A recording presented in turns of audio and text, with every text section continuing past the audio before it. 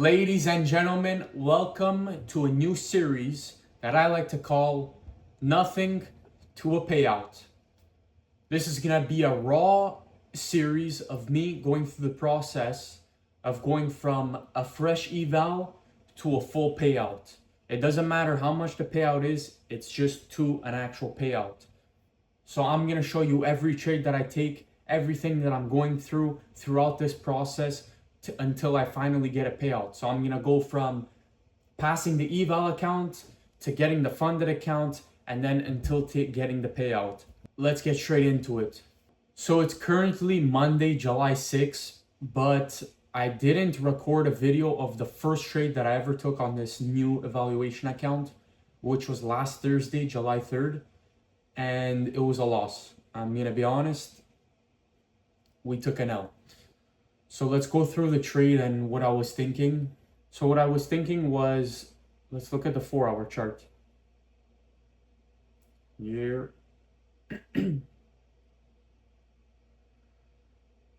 So on the 4-hour chart, this was the 6 to 10 a.m. So disregard everything after for now. Going into the market, I saw ES was bullish on the 4-hour, NQ was bearish. But there was also an SMT. On the 4-hour, NQ was bearish, ES was bullish. But these lows on NQ were taken out here during London session, whereas ES didn't take out these lows. So I was betting on a 4-hour SMT, bullish. So now ES was bullish on the 4-hour, NQ was bearish. So what was I looking at? I wanted to see when market opened if the 4-hour was going to break back up on NQ since the 1-hour was becoming bullish. The 1-hour was bullish actually. So the 1-hour broke back up. So was this just a 4-hour retrace on NQ, or was it a reversal and a bullish SMT on the 4-hour? So now I waited for market open, and then at 10 a.m. when the 4-hour candle closed, NQ broke up on the 4-hour. Now NQ was bullish on the 4-hour and ES was already bullish on the 4-hour. So I'm like, okay, these are easy longs. And now when I look at the 15-minute, what was I looking at?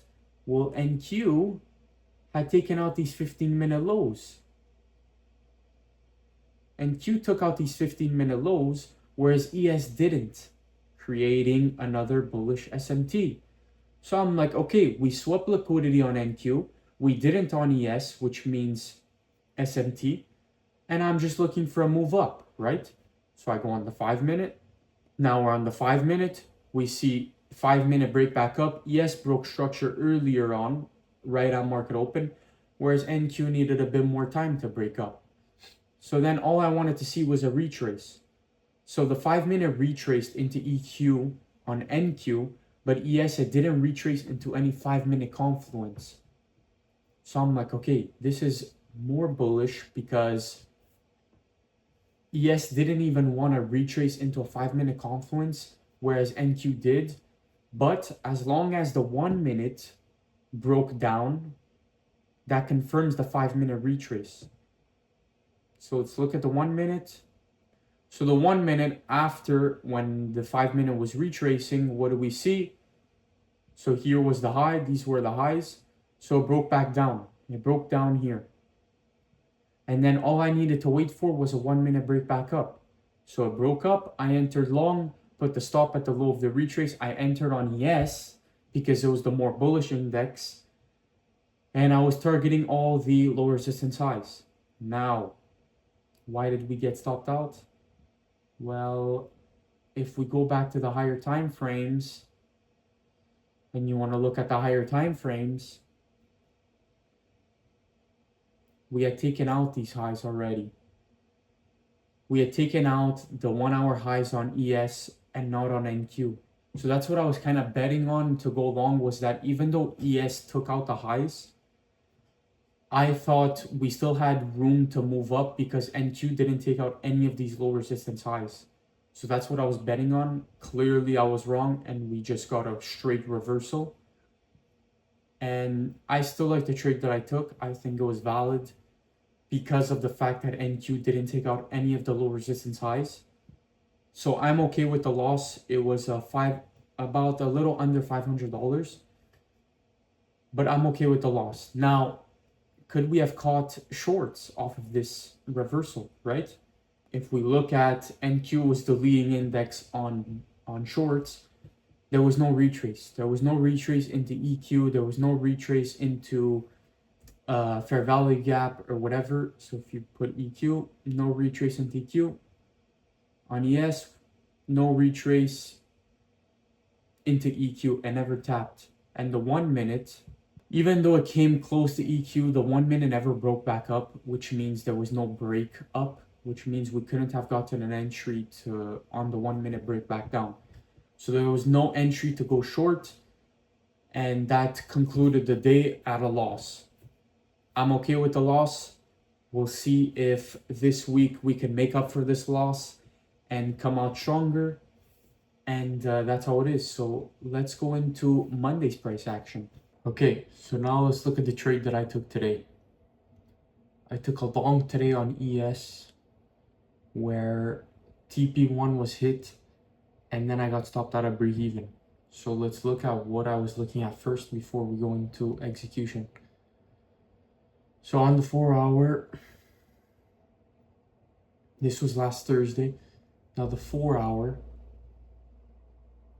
was technically bearish because it hadn't broken up on the 4 hour, whereas NQ was bullish. It inversed this gap. But the fact that it was coming all the way up and inversed, so NQ was bullish.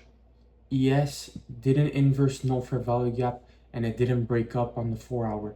So ES was technically still bearish on the 4 hour.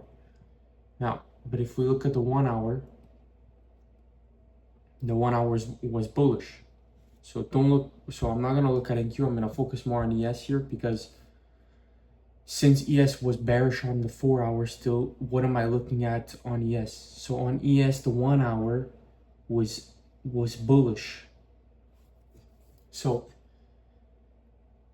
if I want to take the idea of the 4 hours bearish, I need to see, okay, the 4 hour is going to continue to be bearish if the 1 hour breaks back down, because this is just a 1 hour, 4 hour retrace to the upside. So if the 1 hour breaks back down, then the 4 hour is going to continue to come down. But since the 1 hour was still holding bullish, so here it didn't break down here, it didn't break bullish structure, that means the 1 hour is going to continue going up because it didn't break down. And the 4 hour is going to continue going up because even if it is a retrace, the retrace is not over. So that's why I was more bullish. Now, there's highs. There was this high here. Also, on NQ, I noted this out. Since NQ became bullish here and retraced, I'm like, this low here is high resistance. If price wants to go back up and continue going up, this low should not be hit. The reason is because this is a significant low that took out liquidity on the lower time frames. So it didn't take out anything on the 1 hour, but the 15 minute, it took out liquidity, all this, and made a low here in the retrace. When price retraces into an area, for it to expand to the most recent high, which is Asia high, it doesn't need to come down here. So then what was I looking at? So when market opened, I was looking at what would price do. If the 1 hour would break down, I'm going to be more bearish. I might switch.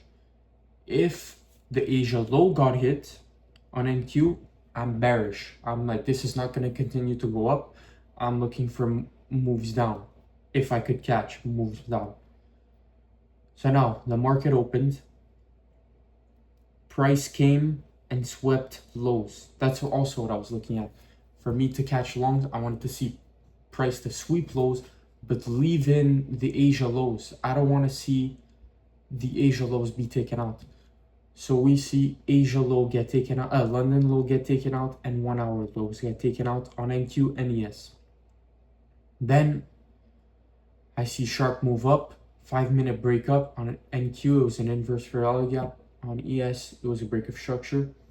Then I wait for a retrace. ES retraced into a fair value gap, never broke past the low, and NQ retraced into EQ. So now, then I just went straight to the 1 minute. Straight to the 1 minute. Now, NQ broke down on this retrace, and then as soon as it inversed this gap, that was the break back up, the long. So you could have entered here on NQ. And my ideal target was Asia high, which would have given you a 1R. But on ES, when NQ inversed this gap, which is this candle right here, ES didn't break up. So I still wanted to wait for ES to break up, and I liked ES better. I'm not sure why. I just like the highs. And it was closer to Asia high here, so I wanted to take ES. I thought it had a better chance of hitting the highs.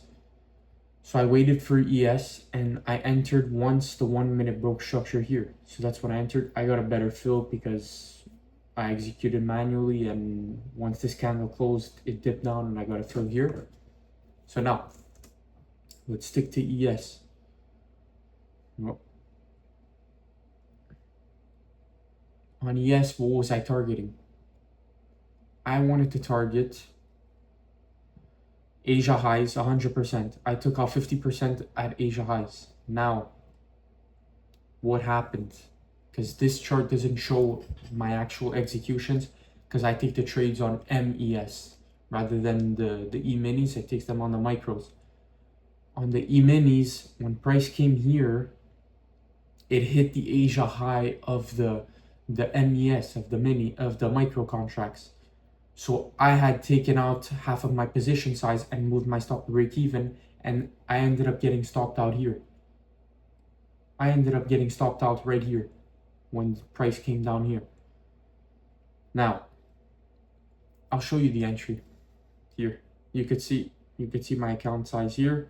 I took the loss on last Thursday plus the win today, which was around here. It was $179. It was a partial win. I risked 500 and I had 2 take profits. So I entered here, you can see my entry, and I exited here. You can see the exit at the top of, like, literally top tick this candle, and then the rest was out at break even. So now I look back, clearly I was right about the entire price action because it went all the way up. Now, why did I extend my take profits here? Well, the reason is, if you look at we're gonna go from 4 hour to all the way down. From Asia high to this daily high, there's no like high resistance. There's no resistance here. There's no other highs on the 4 hour. Now I'll go to the 1 hour. From Asia high to daily high, there's no high again. 15 minute. From Asia high to daily high, there's no high, which means price is easily gonna go up to this high. It shouldn't be choppy. It shouldn't need to retrace. It should just pump up to that high. I thought it would have happened faster. It took a few hours to get there, but the fact that there was no highs here, not even the 5 minute. The 5 minute, okay, it had this high right here. There was a high here. Actually, those were equal highs with Asia. I didn't even know that. Whatever. Since there was no highs, I thought, okay, price, if it truly is bullish, and I was safe because I took half of my position off at Asia highs, and then I moved my stop to break even, it should pump up to these highs no problem, which it ended up happening. So now I look back and say, okay, I did take partials here, which I'm happy with, but I could have added an extra profit if I would have held. I'm not mad about the stop movement because after a take profit gets hit, my stop gets pushed to break even. So maybe I should have followed ES's chart rather than the E-mini chart. But if price ended up going down, I would have said, I'm lucky that I took profits and stopped myself out at break even. So it depends how you want to look at it, and Today, obviously, it's unfortunate that it actually went my way. Whereas if it didn't go my way, I would be more happy. So maybe I should look back and see, okay, maybe I should just stick to this chart because this is what I'm actually charting on, and just execute. Don't look at the levels and use the levels on the mini chart instead of the micro chart. So look, at the end of the day, we took a win. I took a win. It was a small win, a little under $200. The accounts are sitting at 49,717. We'll see what happens with the rest of the week, what it has in store. We'll see if we could clear out the loss that we took last Thursday. And I'll see you guys Tuesday, tomorrow, if I take another trade. Okay guys, it's Tuesday, July 7th, and I took another trade. Today we caught a dub, but let me walk you through everything that I was thinking before I actually executed. So before market open on the 4-hour, both NQ and ES were bearish, but NQ had taken out a significant low right here, this daily low. So I was thinking, is price gonna reverse from this point because ES and created a bullish SMT, or is it gonna just continue going down? So it was a bit tricky because ES was more bullish. So if we look at the 1-hour, NQ was bearish here on the 1-hour, whereas ES became bullish. It broke structure here. But now what I was waiting for was, is ES gonna continue pushing up, so it's in turn gonna push NQ up, or is NQ gonna continue going down and push ES down? So what I was looking for was if ES would break down on the 1-hour, which would confirm that price is gonna come pull down further and NQ is pulling down ES. So as I was looking at price action and I was waiting for this 1-hour, so the 1-hour I needed to wait for 10 a.m., right? But price action was forming bearish structure. So the 5-minute was retracing and coming down. But at this point, NQ had taken out significant levels, the London low, the Asia low, and a 1-hour low. So I'm like, okay, I need to be cautious here because I don't even know yet if the 1-hour is bearish on ES.